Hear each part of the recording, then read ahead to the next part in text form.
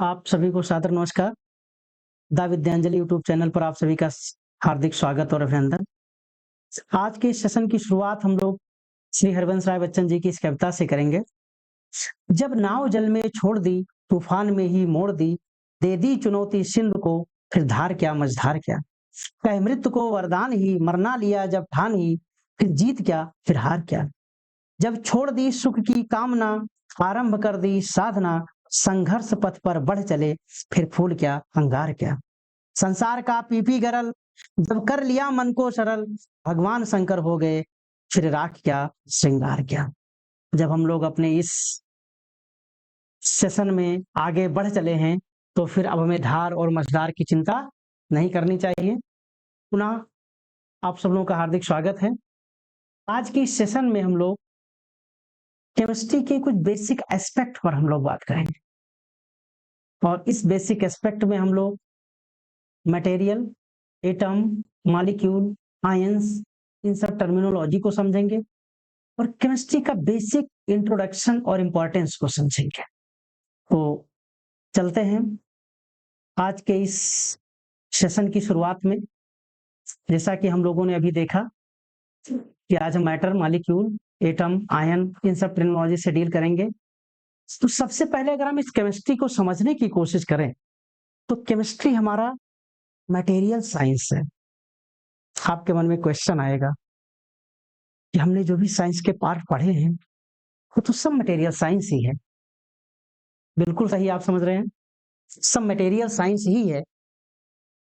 Science का हर एक part matter से ही डील करता है, बशर्ते वो मैटर को किस नजरिए से डील करता है, इससे हम लोगों का सेपरेट हो जाता है कि ये हमारा केमिस्ट्री है या साइंस का कोई दूसरा। अब मैटर तो हम समझ गए कि भैया मैटर मैटर से डील कर रहे हैं, तो साइंस में तो आप जान ही गए कि साइंस में हम मैटर से ही डील करते हैं। साइंस में तो हम मैटर से ही डील करेंगे, ये तो बिल्कुल सही बात है। मैटर क्या है? अगर हम मैटर को समझते हैं तो अपने सराउंडिंग में कोई भी चीज जो भी हम देख रहे हो, जो भी हमको महसूस हो रहा हो, अगर उसमें स्पेस हो यानी वो जगह घेरती हो, अगर उसमें वजन हो, मास हो, तो मैटर है। हिंदी में हम इसे द्रव्य या पदार्थ कहते हैं। पदार्थ जो स्थान घेरता हो, जिसमें द्रव्यमान हो, वो पदार्थ है, द्रव्य है, मैटर। अब इस मैटर की ही जब बात करें तो मैटर को भी जब हम डील करेंगे तो मैटर को हम किस नजरिए से देखते हैं। अगर किसी मैटर को हम क्वांटिटेटिवली डील करना चाहते हैं, क्वांटिटेटिव तरीके से, अगर हम मात्रात्मक तरीके से अगर उसे हम डील कर रहे हैं, तो वो हमारा फिजिक्स हो जाएगा। हालांकि इसको हम और आगे डिटेल में पढ़ेंगे, लेकिन बेसिक रूप से जब हम किसी मटेरियल को, उसको मेजरमेंट की बात करेंगे, उसका मास क्या है, उसकी डेंसिटी क्या है, जब हम क्वांटिटेटिव एस्पेक्ट को लेकर के जब स्टडी करेंगे तो क्या हो जाएगा, हम लोग का वो फिजिक्स है। लेकिन जब हम किसी मटेरियल को क्वालिटेटिवली एनालिसिस करेंगे, जब हम उसकी क्वालिटेटिव स्टडी करेंगे, तब वो क्या हो जाएगा, केमिस्ट्री।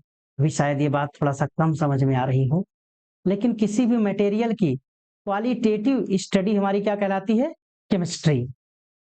अब क्वालिटेटिव स्टडी क्या है, इसको समझने से पहले एक बार हम थोड़ा सा मैटर को थोड़ा बेसिक अंदर जाकर के देखें।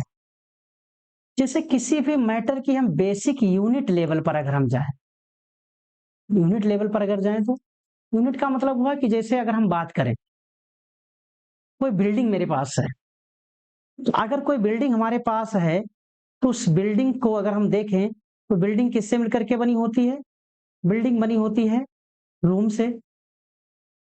रूम किससे मिलकर बना होता है, तो वॉल से बनी होती है, वॉल, रूफ। ये किससे बनकर बने होते हैं, तो हम बात करेंगे ब्रिक्स से। तो आपकी उस बिल्डिंग की जो बेसिक यूनिट है वो क्या है, ब्रिक्स है। ठीक इसी प्रकार से अगर मैटर को भी अगर हम आगे बढ़ाएं, अगर इसको भी हम सब डिवाइड करते जाएं, तो इसका जो मुझे बेसिक यूनिट मिलेगी, उस बेसिक यूनिट को हम मॉलिक्यूल कहते हैं या उसे हम एटम कहते हैं। तो अगर हम इसको अच्छे से समझें तो मैटर की जो बेसिक यूनिट है वो क्या है? मैटर की बेसिक यूनिट मॉलिक्यूल और एटम है। हम मॉलिक्यूल और एटम को भी अगर हम समझें तो ध्यान दें, क्या एटम है क्या मॉलिक्यूल है? हालांकि एटम को भी बहुत अच्छे से अगर समझना चाहें तो उसके लिए मुझे एलिमेंट्स पढ़ना पड़ेगा, आगे बहुत सारी चीजें होंगी, इन सबको भी हम पढ़ेंगे, बट यहाँ पर बस इतना ही हम थोड़ा सा समझेंगे, मॉलिक्यूल्स क्या है, एटम्स क्या है। तो अगर हम एटम और मॉलिक्यूल को समझने की कोशिश करें तो एक जो हमारा जो बेसिक सा एक हम एग्जाम्पल लेकर के समझते हैं, दैट इज योर 2 लड्डू, और फिर इसको हम समझने की कोशिश करते हैं लड्डू 2 से। इन दोनों में क्या बेसिक डिफरेंस है, इन दोनों में क्या सिमिलरिटी है? जैसे हम 2 लड्डू कह रहे हैं, एक्चुअली में यहाँ पर 2 लड्डू हैं, बट ये दोनों लड्डू अलग अलग। जब हम लड्डू 2 कह रहे हैं, ये दोनों लड्डू एक साथ आपस में जुड़े हुए हैं, ये जुड़ करके एक है, और ये दोनों अलग अलग हैं।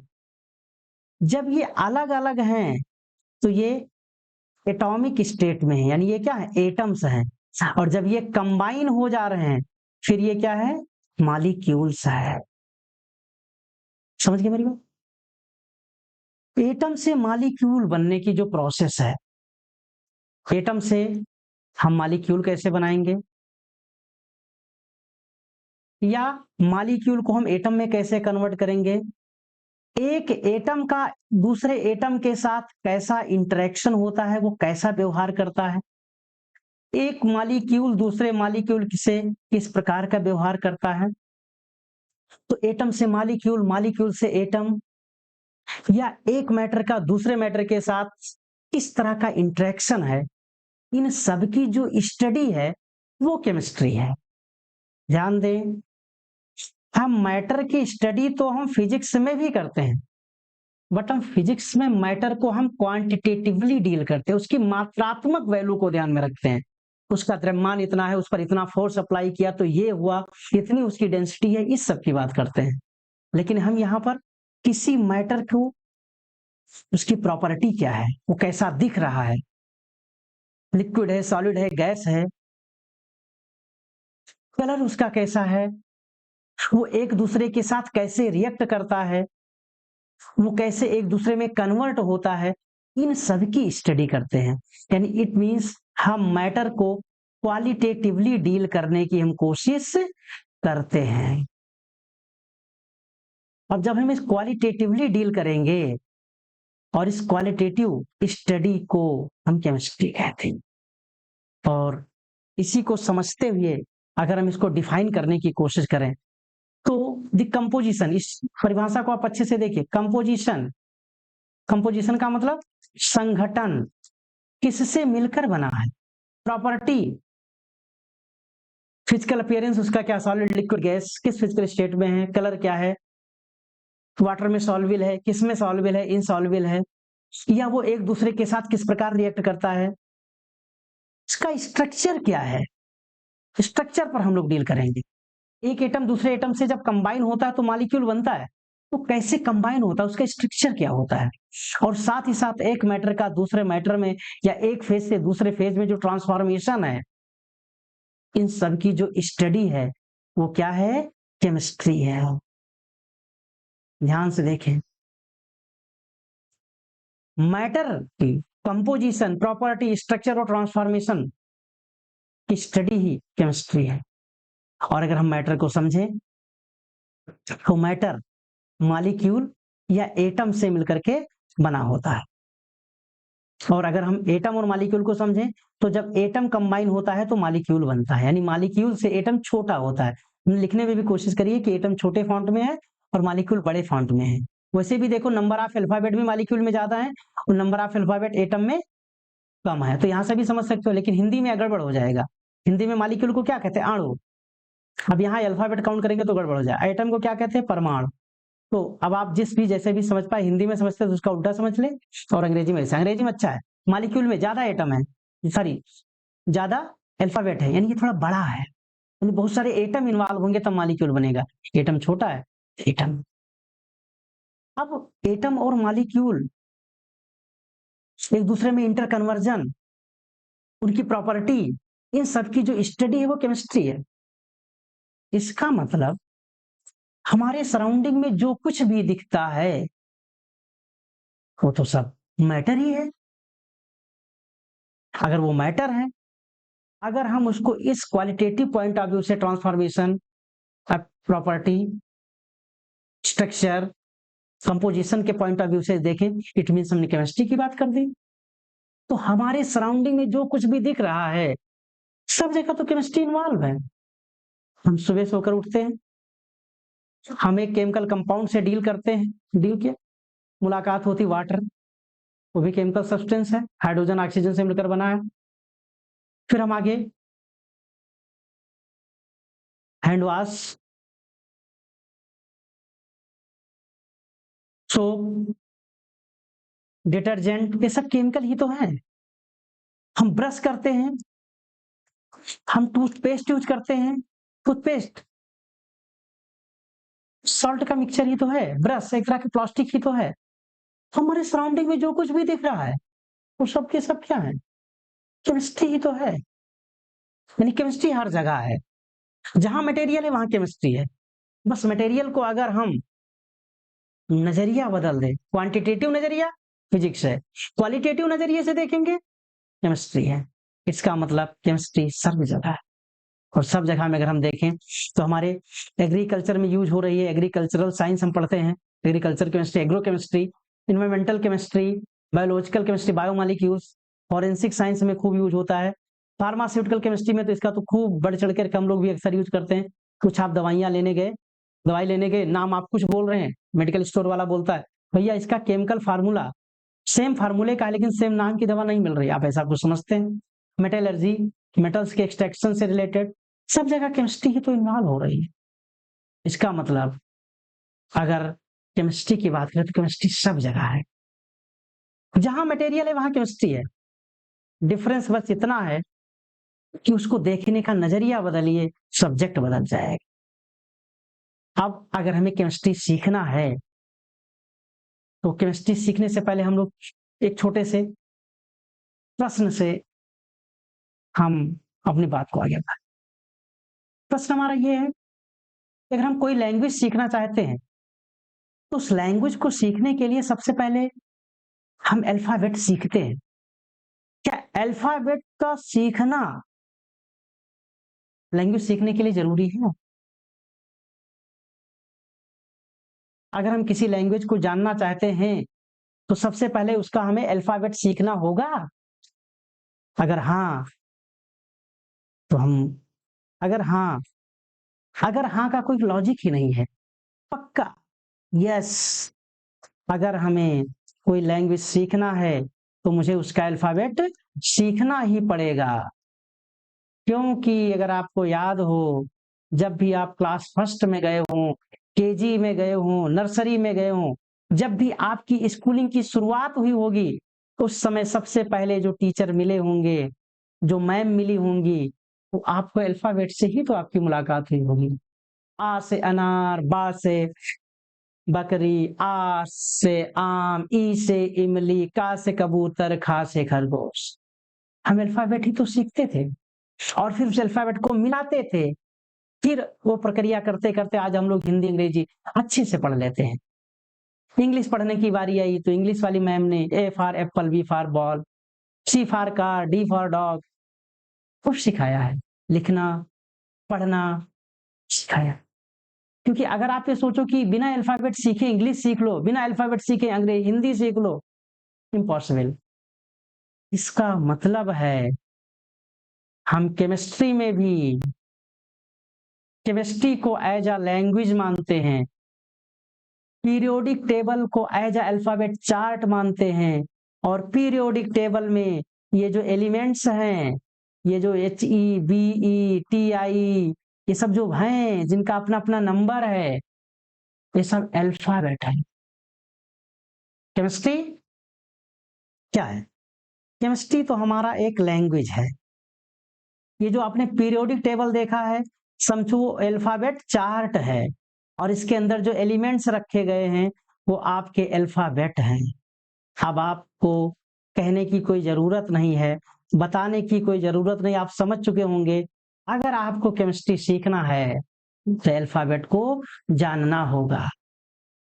अब याद रखें, यहाँ पर हम ये नहीं कहेंगे कि अब आप पीरियोडिक टेबल के सारे एलिमेंट्स आप रट डालो।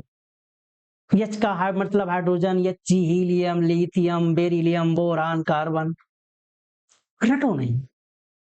रटोगे तो बहुत टाइम लगेगा, उसमें वो क्वालिटी भी नहीं आ पाएगी। तो हम आपसे एक तरीका बताते हैं, एक रिक्वेस्ट भी है कि इस पीरियोडिक टेबल को आप अपनी टेबल पर, केमिस्ट्री के कॉपी पर पहले पेज में, अगर आपने जो किताब खरीदी है अगर उसके पहले पेज पर नहीं तो आप अपने तरफ से कहीं से लेकर के उसको चिपका दीजिए सबसे पहले पेज पर, फ्रंट पर नहीं लेकिन फ्रंट के बाद में। अपनी स्टडी टेबल पर आपकी जेब में एक चार्ट ही होना चाहिए जिसमें केमिस्ट्री के एलिमेंट्स की लिस्ट, उनका एटॉमिक नंबर और एटॉमिक वेट, उनका सिंबल, नाम, ये सब हो। ये अगर आपने 1 महीने कर लिया तो फिर आप समझ जाइए कि आपको ये अल्फाबेट आ जाएंगे। और अगर आपको ABCD आ गया, आ आ इ ई का खा गा घा आ गया, तो आप हिंदी जान जाते हैं, अंग्रेजी जान जाते हैं। और अगर आपको ये आ गया तो श्योर है कि आप केमिस्ट्री सीखने की तरफ पहला और मजबूत कदम आपने बढ़ा दिया है। और अगर ये कदम बढ़ गए हैं तो फिर क्या सोचा, हम अवश्य सीखेंगे केमिस्ट्री। दूसरी इंपॉर्टेंट बात, ये जो पीरियोडिक टेबल की हम बात करते हैं, हम आगे चल करके एक चैप्टर ही हम पढ़ेंगे, पीरियोडिक क्लासिफिकेशन और पीरियोडिक प्रॉपर्टी, तत्वों का वर्गीकरण, आवर्त सारणी, आवर्ती गुण, ऐसा एक चैप्टर हम अच्छे से पढ़ेंगे। इसमें जो आप एलिमेंट्स देख रहे हो, हाइड्रोजन, हीलियम, इन सबको अच्छे से डील करेंगे, 1 बाय 1 भी डील करेंगे। तो ये उम्मीद करते हैं कि आप 1 महीने में इसको लिखना पढ़ना सीख जाएं। अब हम अपने कंटेंट को थोड़ा और आगे बढ़ाएं, इस सेशन को और आगे बढ़ाएं, तो हम इतना समझ चुके हैं कि जो हमारा केमिस्ट्री है, मटेरियल, कोई भी मैटर की जो बेसिक यूनिट है, फंडामेंटल यूनिट है, वो उसका एटम्स और मॉलिक्यूल्स हैं। तो सबसे पहले हम बात करेंगे एटम की। एटम क्या है? तो इतना तो हम समझ गए कि किसी भी मैटर की जो बेसिक यूनिट होती है वो एटम होता है। एटम फ्री स्टेट में नहीं एग्जिस्ट करता है, कुछ नोबेल गैसेज हैं वो तो रहती हैं फ्री स्टेट में, अदरवाइज कोई भी एटम फ्री स्टेट में नहीं मिलेगा, वो किसी ना किसी के साथ कंबाइंड स्टेट में ही मिलेगा। और अभी हम बताएं कि जैसे एटम कंबाइन होगा वो मॉलिक्यूल बना लेंगे, यानी एटम फ्री स्टेट में नहीं मिलेगा, एटम हमेशा मॉलिक्यूलर स्टेट में मिलेगा। आपको helium, नियान, argon, krypton, xenon, radon, ये वाले जो आपके ग्रुप हैं, यहां से देखिए ये, या ये वाला पूरा जो कॉलम आप देख रहे हैं, ये अगर आप देखें सबसे लास्ट वाला है helium, नियान, argon, krypton, xenon, radon, ये जो 6 एलिमेंट्स हैं ये आपको फ्री स्टेट में मिल जाएंगे, ये किसी के साथ कंबाइन नहीं होते, ये ऑलमोस्ट इनर्ट होते हैं, या नोबेल गैस कह लीजिए। हालांकि कुछ अभी कंपाउंड बनाना शुरू कर दे तो इनर्ट कहना थोड़ा बहुत अच्छा नहीं, बनाना शुरू नहीं कर दिया, हम लोगों ने खोज लिया है तो हम जानने लगे ना ये कंपाउंड भी बनाते हैं, तो ये ऑलमोस्ट इनर्ट है या बहुत अलग केस होता है। अब इसके बाद में हम लोग जो बात करेंगे एटम, तो ये 6 एलिमेंट्स ये फ्री स्टेट में आपको मिलेंगे, अदरवाइज कोई फ्री स्टेट में नहीं मिलता, हमेशा कंबाइंड मिलते हैं। और अगर हम एटम की बात करें, एटम को हम एक स्फीयर की तरह लेते हैं, और एटम का जो स्फीयर है उस स्फीयर का जो सेंट्रल पार्ट होता है वो पॉजिटिवली चार्ज पार्ट होता है, और उसके बाहर जो सराउंडिंग होती है, उसके बाहर की जो सराउंडिंग होती है ये इसका निगेटिवली चार्ज। एटम का जो सेंट्रल पार्ट है ये देखिए ध्यान से, एटम का जो सेंट्रल पार्ट है ये जिसको हम प्लस लिखें, ये इसका न्यूक्लियस है, और इसके बाहर का जो सर्कुलर पाथ है जिसमें ऋणात्मक इलेक्ट्रॉन रिवॉल्व करते रहते हैं, इसमें कौन होता है? इलेक्ट्रॉन। इसमें कौन है? इलेक्ट्रॉन्स। और इसका जो बीच में निगेटिव जो पॉजिटिव पार्ट है इसमें होते हैं प्रोटॉन, और इसमें होता है न्यूट्रॉन। प्रोटॉन पर होता है पॉजिटिव चार्ज, न्यूट्रॉन पर कोई चार्ज नहीं होता है। न्यूट्रॉन पर कोई चार्ज नहीं, इसका मतलब इलेक्ट्रिकली न्यूट्रल, और न्यूट्रल से इसका नाम भी क्या पड़ गया? न्यूट्रॉन। प्लस चार्ज है प्रोटॉन, और इलेक्ट्रॉन पर क्या है? Minus charge. अगर आप ध्यान से देखें तो ये देखिए बीच में जो आपको कलर वाला पार्ट दिख रहा है, इसमें देखिए ये वाला कलर वाला जो पार्ट है, ये पार्ट आपको जो दिख रहा है ये कलर पार्ट, ये कलर पार्ट क्या है? न्यूक्लियस है, नाभिक है। और इसके चारों तरफ आप देख रहे हैं कि एक दीर्घवृत्ताकार पथ है जिस पर इलेक्ट्रॉन इधर उधर उछल कूद रहा है। देखिए ध्यान से, ये इलेक्ट्रॉन जो आपका घूम रहा है। न्यूक्लियस के बाहर इलेक्ट्रॉन आपके रिवॉल्व करते रहते हैं, उसके चारों तरफ चक्कर लगाते रहते हैं। इसको थोड़ा और डिटेल में अगर हम देखें तो ये देखिए आपका एटम, बीच में जो आप देख रहे हैं ब्लू कलर का, ये ब्लू कलर, ये आपका न्यूक्लियस है। न्यूक्लियस का मतलब जिसे आप हिंदी में नाभिक बोलते हैं। इसमें क्या होता है? पॉजिटिव चार्ज वाला प्रोटॉन, कोई चार्ज नहीं न्यूट्रॉन। यानी न्यूक्लियस में, नाभिक में दो पार्टिकल होते हैं, न्यूट्रॉन और प्रोटॉन। प्रोटॉन पर प्लस चार्ज, न्यूट्रॉन पर कोई चार्ज नहीं। यानी ओवरऑल न्यूक्लियस पर कौन सा चार्ज होता है? Plus charge. इसके बाहर का जो सर्कुलर पाथ है, इस सर्कुलर पाथ पर ये आपका निगेटिवली चार्ज, माइनस चार्ज वाले इलेक्ट्रॉन होते हैं। और ये माइनस चार्ज वाला इलेक्ट्रॉन इसके चारों तरफ रिवॉल्व करता रहता है, घूमता रहता है, चक्कर लगाता रहता है। और न्यूक्लियस में जो पार्टिकल्स पड़े हैं, जो प्रेजेंट हैं, ये क्या है? न्यूट्रॉन, प्रोटॉन और उनको हम न्यूक्लियस बोलते हैं। इस तरह से अगर हम बात करें तो हम इतना समझ चुके हैं कि एटम में मुख्यतः 3 पार्टिकल होते हैं। कौन कौन से? पहला तो आपका इलेक्ट्रॉन, दूसरा आपका प्रोटॉन, तीसरा न्यूट्रॉन। तो ये इलेक्ट्रॉन, ये एटम के सब एटॉमिक पार्टिकल्स हैं, उप परमाणविक कण हैं। हालांकि इसके अलावा भी बहुत सारे और भी सब एटॉमिक पार्टिकल की डिस्कवरी हो गई है, बट इनको हम फंडामेंटल पार्टिकल कहते हैं। इस पर भी हम लोग बहुत डिटेल में आगे स्टडी करेंगे। इसके लिए हमारा एक चैप्टर भी मिलेगा, परमाणु संरचना, एटॉमिक स्ट्रक्चर। तो बेसिकली हम इतना समझ चुके हैं कि जो हमारा एटम है वो स्फेरिकल शेप में, इसके सेंट्रल पार्ट को हम न्यूक्लियस कहते हैं, जिस पर पॉजिटिव चार्ज होता है, और उसके बाहर जो स्पेस होता है उसमें इलेक्ट्रॉन रिवॉल्व करता रहता है। इन सब की जो स्टडी हम करेंगे नेक्स्ट आगे चल करके एटॉमिक स्ट्रक्चर में। फिर अगर हम बात करें तो मॉलिक्यूल्स, अभी हम आपको समझा ही दिए हैं कि जब एटम कंबाइन होते हैं तो क्या बना लेते हैं? मॉलिक्यूल्स बना लेते हैं। एटम क्यों कंबाइन होते हैं? इसके बहुत सारे रीजन हैं, और उसका जो बेसिक रीजन है, इसका मतलब है कि एटम स्टेबिलिटी प्राप्त करना चाहता है। ये बात अगर आप अभी नहीं समझ पा रहे हैं तो हम आपसे रिक्वेस्ट करेंगे, आप इस चैनल पर आपका अगला वीडियो आएगा, वो एटम से मॉलिक्यूल बनने की जो प्रोसेस है उसको अच्छे से एक्सप्लेन करेगा कि एटम क्यों कंबाइन होता है, एटम कंबाइन होकर मॉलिक्यूल क्यों बनाता है, इसको हम लोग समझेंगे। और इसके लिए जो हमारा चैप्टर है केमिकल बॉन्डिंग और मॉलिक्यूलर स्ट्रक्चर, अच्छे से पढ़ाएंगे। अब एटम कंबाइन हो, मॉलिक्यूल बनेगा। एटम कंबाइन क्यों होता है? एटम अगर कंबाइन होगा तो क्या बना लेगा? मॉलिक्यूल बना लेगा। खूब अच्छे से हम समझ चुके हैं। ये क्या है? लड्डू है। ये क्या है? लड्डू। यानी जितने भी मॉलिक्यूल, जितने भी एटम आपस में कंबाइन हो तो लड्डू, लड्डू टू, ऐसा हम आगे पढ़ेंगे। यानी एटम कंबाइन होगा तो मॉलिक्यूल बनेंगे। अब एटम क्यों कंबाइन होता है तो इसके लिए हम एक वर्ड अगर लिखना चाहें तो ये चाहता है स्टेबिलिटी प्राप्त करना। अब स्टेबिलिटी इसको कैसे मिलेगी? स्टेबिलिटी इसको कैसे मिलेगी?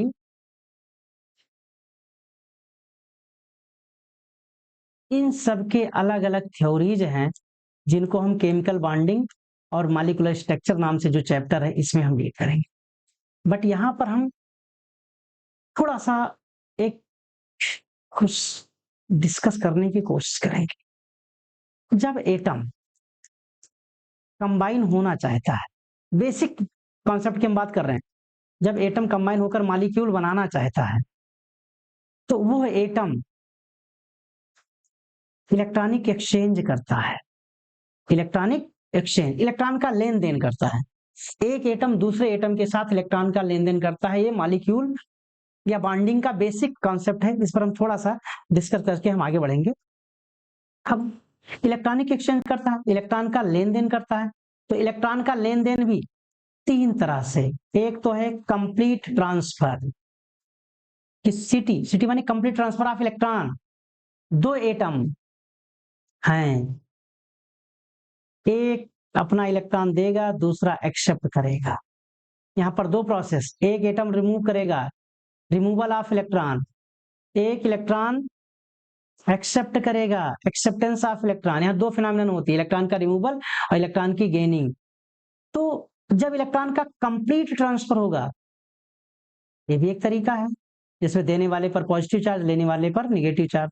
दूसरा तरीका है दो एटम के बीच में इलेक्ट्रॉन की म्यूचुअल शेयरिंग हो जाए, mutual sharing of equal number of electron, दो एटम के बीच बराबर संख्या में इलेक्ट्रॉनों की आपसी साझेदारी हो जाए, एक कॉन्सेप्ट ये भी। और तीसरा तरीका है डोनेशन ऑफ इलेक्ट्रॉन। ये वर्ड हो सकता है सही ना शब्द आपको लगे, लेकिन जब हम आगे समझेंगे तो आपको लगेगा कि हाँ कुछ ऐसी फेनोमेना होती है। एक एटम दूसरे एटम से कंबाइन होने के लिए इलेक्ट्रॉनिक एक्सचेंज करता है, एक बेसिक कॉन्सेप्ट की हम बात कर रहे हैं, आगे हम बहुत डील करेंगे डिटेल में। और वो इलेक्ट्रॉनिक एक्सचेंज तीन प्रकार से होगा, कंप्लीट ट्रांसफर ऑफ इलेक्ट्रॉन, हमने लिख दिया है सीटी, complete transfer, mutual sharing of electron और डोनेशन ऑफ इलेक्ट्रॉन। एक ही एटम अपने दोनों इलेक्ट्रॉन को देता है, ये अलग अलग। हम लोग अपने सेशन को जब आगे बढ़ाएंगे तो हम सब केवल और केवल इस पॉइंट को डील करेंगे, कंप्लीट ट्रांसफर वाला जो प्रोसेस। तो बहुत सारी बातें हम पढ़ेंगे, बट अभी हम जो डिस्कस करने वाले हैं वो एक कंप्लीट ट्रांसफर की बात करने वाले हैं। और वो जो कंप्लीट ट्रांसफर को लेकर के जो हम समझ रहे हैं कि जैसे हमारे पास दो एटम हैं ए और बी, उनके बीच में इलेक्ट्रॉन का कंप्लीट ट्रांसफर होगा। तो हम मानकर चलते हैं कि ये ना अपना इलेक्ट्रॉन बी को दिया, ए के पास क्या हो रहा है, रिमूवल ऑफ इलेक्ट्रॉन, यहां क्या हो रहा है, एक्सेप्टेंस ऑफ इलेक्ट्रॉन, यानी ये इलेक्ट्रॉन एक्सेप्ट कर रहा। तो जो इलेक्ट्रॉन रिमूव करेगा, सिंपल सा कॉन्सेप्ट, कोई अगर कुछ दे रहा है तो धनी है, कोई ले रहा है तो ऋणी है, कर्जदार है। तो जो इलेक्ट्रॉन एक्सेप्ट करेगा उस पर आ जाएगा माइनस चार्ज, माइनस आवेश आ जाएगा, और जो इलेक्ट्रॉन को लूज करेगा उस पर आ जाएगा पॉजिटिव चार्ज। यानी हम कुछ समझने के लिए तैयार हैं। तो क्या है, जब भी कोई एटम अपना इलेक्ट्रॉन रिमूव करता है, मान लो ये वाला है, ये निकल गया, तो जब ये इलेक्ट्रॉन यहां से निकल जाएगा इस पर कौन सा चार्ज आ जाएगा, पॉजिटिव चार्ज, क्योंकि इलेक्ट्रॉन निकल गया। तो इलेक्ट्रॉन का जो नंबर है वो कम हो जाएगा प्रोटॉन के नंबर से। अगर ऐसी सिचुएशन हुई, इसका मतलब माइनस चार्ज कम है, प्लस चार्ज ज्यादा है, इट मीन्स उस एटम पर पॉजिटिव चार्ज आ जाएगा। अगली बार एक इलेक्ट्रॉन उसने और दे दिया अगले प्रोसेस में, तो उसके ऊपर दो पॉजिटिव चार्ज आ जाएंगे। तो अब दो पॉजिटिव चार्ज आ गए इसलिए डाइवैलेंट, एक पॉजिटिव चार्ज आया इसलिए मोनोवैलेंट, पॉजिटिव चार्ज आया यानी धन आवेश आ गया, इसके लिए इसको हम धनायन कहेंगे, और धनायन की अंग्रेजी होती है कैटायन। अगर हम बात करें कैटायन यानी धनायन, कोई दिक्कत, क्योंकि जब भी कोई एटम इलेक्ट्रॉन रिमूव करेगा तो उसके पास इलेक्ट्रॉन की संख्या कम हो जाएगी, इलेक्ट्रॉन पर होता नेगेटिव चार्ज, नेगेटिव चार्ज कम, प्रोटॉन वही रहेंगे तो प्रोटॉन की संख्या ज्यादा यानी पॉजिटिव चार्ज ज्यादा, प्लस ज्यादा माइनस कम, ओवरऑल पॉजिटिव चार्ज। इसके अपोजिट में दूसरी जो प्रोसेस होती है, एक एटम आपका है और इस एटम ने, इसकी बात करें तो यहां से इसने एक इलेक्ट्रॉन एक्सेप्ट कर लिया। अगर इसने इलेक्ट्रॉन एक्सेप्ट किया, एक्स्ट्रा इलेक्ट्रॉन इसने ले लिया, ऐसी सिचुएशन पर इसके ऊपर आ जाएगा निगेटिव चार्ज। क्यों, क्योंकि जब इसने एक्स्ट्रा इलेक्ट्रॉन लिया तो इसके पास इलेक्ट्रॉन की संख्या ज्यादा हो गई, प्रोटॉन की संख्या कम रह गई, यानी निगेटिव चार्ज ज्यादा है, पॉजिटिव चार्ज कम है। तो ओवरऑल उस एटम पर निगेटिव चार्ज आ जाएंगे, और निगेटिव चार्ज वाले को हम क्या बोलते हैं, एनायन, हिंदी क्या होगी, ऋणायन। इसका मतलब एक वर्ड मिला हमको, क्या मिला, आयन। क्या है, कोई भी एटम हो या फिर किसी एटम का ग्रुप हो, ध्यान देना, एटम हो या ग्रुप ऑफ एटम, अगर उसके ऊपर चार्ज लगा है तो उसको आप क्या बोलोगे, आयन। और आप जानते हैं कि चार्ज दो प्रकार के होते हैं, प्लस और माइनस। अगर चार्ज प्लस लगा है तो उसको आप बोलेंगे धनायन, हिंदी हो जाएगी कैटायन। और अगर उसके ऊपर नेगेटिव चार्ज लगा है तो आप उसे बोलेंगे ऋणायन, और अंग्रेजी हो जाएगी इसकी एनायन। यानी आयन दो प्रकार के, cation anion. Positive charge cation, negative charge anion. ये आपको ध्यान रखना है। अगर ये हुआ तो बिल्कुल समझ के रखें। फिर से अगर हम एक बार बताने की कोशिश करेंगे, दो एटम हैं ए और बी। ये ने अपना इलेक्ट्रॉन किसको दे दिया, बी को। तो ए ने इलेक्ट्रॉन दिया, इसके पास इलेक्ट्रॉन की संख्या कम हो जाएगी, पॉजिटिव चार्ज आ जाएगा। इसने लिया, इलेक्ट्रॉन की संख्या ज्यादा हो जाएगी, निगेटिव चार्ज आ जाएगा। और वैसे में भी अपने सामान्य व्यवहार में जानते हैं, अगर कोई किसी से कुछ ले लेता है तो वो कर्जदार हो जाता है, और कर्जदार का मतलब उसके ऊपर कर्जा लदा निगेटिव चार्ज का। अगर कोई दे रहा है तो वो धनी होगा, उसके ऊपर पॉजिटिव चार्ज आ जाएगा। देने वाले पर प्लस चार्ज, लेने वाले पर माइनस चार्ज, इतना आप ध्यान में रखिए। अगर प्लस चार्ज है तो कैटायन धनायन, निगेटिव चार्ज है तो एनायन यानी ऋणायन। इस तरह से हम लोग बात करेंगे आयंस को लेकर के। आयंस को हम और कई नामों से जानते हैं, जिसको आप पॉजिटिव चार्ज वाला कैटायन कहते हैं, इसका दूसरा नाम बेसिक रेडिकल भी है। साथ ही साथ इसे पॉजिटिव रेडिकल भी कहते हैं, पॉजिटिवली चार्ज रेडिकल भी कहते हैं। इसके पीछे भी कुछ स्टोरी है, ये नाम अलग अलग क्यों हैं हम लोग भी इस पर डिटेल में डिस्कस करेंगे। अगर उसके ऊपर निगेटिव चार्ज है तो उसे एसिडिक रेडिकल या इलेक्ट्रोनिगेटिव रेडिकल या निगेटिवली चार्ज रेडिकल भी कहते हैं। बट आप सिंपल नाम इनका जरूर याद रखें, एनायन कौन सा चार्ज, माइनस। कैटायन कौन सा चार्ज, प्लस। जैसे आप NaCl सोडियम क्लोराइड की बात करो तो बिल्कुल क्लियर है, सोडियम पर कौन सा चार्ज, प्लस, क्लोरीन पर माइनस, नाम हो जाता है सोडियम क्लोराइड। अब आपके मन में एक प्रश्न और आ जाएगा, सोडियम पर हमने लगाया प्लस चार्ज, तो प्लस चार्ज लगाने के बाद भी हमने सोडियम को सोडियम ही कहा, जबकि क्लोरीन पर हमने लगाया निगेटिव चार्ज, और निगेटिव चार्ज लगते ही उसका नाम बदल गया। मेरे दोस्तों, एक व्यवहार है, एक नॉर्मल बात समझिए, सिंपल सी बात। एक एग्जांपल हम लेते हैं, अगर किसी का नाम कुछ ऐसा हो तो वो अदरवाइज ना ले, हम एक नाम ऐसे ले लेते हैं। नाम हमने लिखा है मूसाराम, हालांकि और भी कोई नाम हो सकता है, मूसाराम हमने नाम दे दिया। हम जिस लोकेलिटी में रहते हैं इसमें एक बहुत बड़े सेठ हैं, तो ध्यान दो, अगर ये मूसाराम बहुत बड़े आदमी हैं, जिनको लोग मूसाराम को मूसाराम ही कहेंगे। बड़े आदमी हैं का मतलब क्या हुआ, पैसा लेते नहीं पैसा देते हैं, बड़े आदमी भाई, देने वाले हैं लोग, ये सब दान करेंगे, खूब माल पानी देंगे। तो जब ये माल पानी दे रहे हैं, यानी इनके ऊपर अगर पॉजिटिव चार्ज आ रहा है तो इन पर नाम मूसाराम ही रहेगा। और अगर ये गरीब हो गए, किसी से इलेक्ट्रॉन लेना शुरू कर दिए, अगर इनके ऊपर कोई निगेटिव चार्ज आ गया, कर्जा हो गए, गरीब हो गए, तो गरीब आदमी को मूसाराम कोई थोड़ी कहेगा, मुस्सू मुसऊ कुछ और कहेगा। समझ पा रहे हो, मूसाराम मूसाराम तब तक है जब तक उन पर पॉजिटिव चार्ज लग रहा है। मूसाराम का नाम बदल जाएगा, मुसऊ, मूसे, मूस। समझ गए। अगर किसी का नाम परशुराम है, हमने इसे मजाक में लिख लिया है, पता नहीं, हो सकता किसी का नाम हो ना हो, मेरे को नहीं पता। अगर किसी का नाम है तो मुझे माफ करना, ये हमने ऐसे जस्ट एग्जांपल ले लिया है। हम लोग अपने खेल खेल में एक लोग को चिढ़ाते थे, इसलिए नाम मुझे याद आ गया। जिससे मान लो कोई नाम ले लेते हैं हम परशुराम,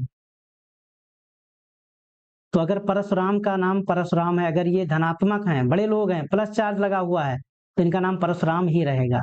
अगर ये किसी गरीब हैं, किसी से कुछ ले लेते हैं, निगेटिव चार्ज आ गया, तो इनका नाम हो जाएगा परशु, इनका नाम हो जाएगा परशुतम। ऐसा कुछ नाम बदल जाएगा। मेरी बात आप समझ पा रहे हैं। जैसा मेरा नाम जगदीश प्रसाद यादव, अगर हमारा स्टेटस मेंटेन, अगर हम पॉजिटिव स्टेट में बने रहे तो हमारा नाम जगदीश प्रसाद यादव ही रहेगा, अदरवाइज जग्गू, जग्गा, कुछ भी हो सकता है। मेरी बात आप समझ पा रहे हो? ध्यान रखें, अगर किसी के ऊपर किसी भी एटम पर पॉजिटिव चार्ज लगा, इट मीन्स उसके नाम में कोई चेंज नहीं आएगा, और अगर उसके ऊपर नेगेटिव चार्ज लगा है तो नाम उसका चेंज हो जाएगा। इस बात को समझाने के लिए हमने 2 एग्जाम्पल भी लिए हैं। ये किसी का भी नाम हो, दाएं बाएं जानने पहचानने वाले, तो प्लीज इसे अदरवाइज ना ले, हमने जस्ट ऐसा एग्जाम्पल हमने ले लिया है। इस बात को समझने के लिए हमने एक लिस्ट भी लगा रखी, इसमें हमने अटैच कर दिया है। ये कुछ इलेक्ट्रोपॉजिटिव रेडिकल्स है, यानी कैटायंस हैं। इलेक्ट्रोपॉजिटिव रेडिकल्स का मतलब क्या है? ये आपके कैटायन हैं, कैटायन, धनायन। और अगर हम देखें तो ये सब देखिए, hydrogen ion, sodium ion, potassium, ऐसे सब हैं। किसके ऊपर कितना चार्ज लगेगा, क्यों लगेगा, ये सब एटॉमिक स्ट्रक्चर और केमिकल बॉन्डिंग को समझते समझते ये कॉन्सेप्ट हमारा क्लियर हो जाएगा कि किसी के ऊपर हम कितना पॉजिटिव चार्ज लगा सकते हैं। इसके लिए आप अभी परेशान ना हो कि इस पर +2 क्यों लगा, इस पर +1 क्यों लगा। ये सब डिस्कशन का मुद्दा है, लेकिन इसको हम आगे डिस्कस करेंगे। ऐसे हमने कुछ लगा रखा है, निगेटिव चार्ज वाले भी हैं, जिनको आपने एनायन कहा है, जिनको आपने क्या कहा है, एनायन कहा है। इनको भी आप देख लीजिए। और हाँ, एक बात और ध्यान दें, अभी हम जब इस YouTube पर जब आप देख रहे होंगे तो इसके डिस्क्रिप्शन में एक लिंक होगी, और वो जो लिंक है गूगल ड्राइव की लिंक होगी। उस लिंक को जब आप क्लिक करेंगे तो एक ऐसा PDF उसमें मिलेगा, और उस PDF को आप लोग डाउनलोड कर लीजिएगा। उसको आप एक बार कॉपी में नोट कर लीजिएगा, अगर आपके पास सुविधा है तो प्रिंट करवा लीजिए, नहीं तो नोट करा लीजिए, सबसे अच्छा है। नोट करेंगे तो एक बार आपके साथ और वो रूबरू होगा तो आपको अच्छा समझ में आएगा। एक ऐसी लिस्ट आपको मिलेगी, PDF लिंक, और एक हम टेबल भी उसमें हम अटैच कर देंगे, जिसमें एलिमेंट का नाम, उनका एटॉमिक नंबर, उनका atomic weight, mass number, atomic number, ये सब चीज समझ में आएगा। अगर आपको कंफ्यूजन हो एटॉमिक नंबर क्या है, मास नंबर क्या है, तो इसको आप समझ लीजिए, ज्यादा परेशान होने का मतलब नहीं है। हाँ, आपके दिमाग में है कि सब क्या पढ़ रहे हैं, ध्यान देना। ये जो एटॉमिक नंबर या मास नंबर है, एटॉमिक नंबर या जो मास नंबर है, इसको आप इतना समझ के रखें, एटॉमिक नंबर किसी भी एटम में उसके न्यूक्लियस में जो प्रोटॉन है, ये प्रोटॉन की संख्या ही परमाणु क्रमांक है। इस बात को आप ध्यान रखना। और दूसरी बात, मास नंबर उसके न्यूक्लियस में, मास नंबर एटॉमिक वेट में भी कुछ बेसिक डिफरेंस है, उसको हम लोग अच्छे से बाद में डिफाइन कर लेंगे, बेसिक रूप से आप समझ लीजिए। अगर हम मास नंबर की बात करें तो प्रोटॉन और न्यूट्रॉन की संख्या, इसका योग है। कितने प्रोटॉन है, कितने न्यूट्रॉन को जोड़ लीजिए, ये मास नंबर हो जाएगा। एटम की बात करें तो एटम में प्रोटॉन और इलेक्ट्रॉन बराबर होते हैं, लेकिन जैसे उस पर चार्ज लगता है तो उसमें इलेक्ट्रॉन निकल जाते हैं या तो जुड़ जाते हैं, उस हिसाब से एटम में इलेक्ट्रॉन या प्रोटॉन की संख्या में डिफरेंस आ जाता है। अगर वो आयंस बनाते हैं तो वो भी आप देख ही लेंगे। इसके बाद हम लोग समझने की कोशिश करेंगे साल्ट क्या है, साल्ट को समझेंगे। आज हम कोशिश कर रहे थे कि आज हम आपको किसी भी साल्ट को कैसे लिखेंगे, उसके नाम को, उसको भी समझाते, लेकिन टाइम कुछ ज्यादा हो गया है, इसलिए वीडियो को लंबा ना करते हुए हम सोचते हैं कि इसे यहीं पर एंड करते हैं, और नेक्स्ट वीडियो में हम लोग बहुत जल्दी से अपना कंटेंट लेकर के हम आएंगे, जिसमें हम किसी भी आयन को ध्यान में रखते हुए डिफरेंट आयन को लेकर के तमाम साल्ट बनाएंगे, उनके अनेक रेडिकल्स बनाएंगे, और उनकी एसिड भी बनाएंगे, और उन सबके नाम और उनके फार्मूले को लेकर के हम डिस्कस करेंगे। आज के लिए बस इतना ही। तब तक के लिए आप सभी लोगों को बहुत बहुत धन्यवाद। थैंक यू, शुक्रिया।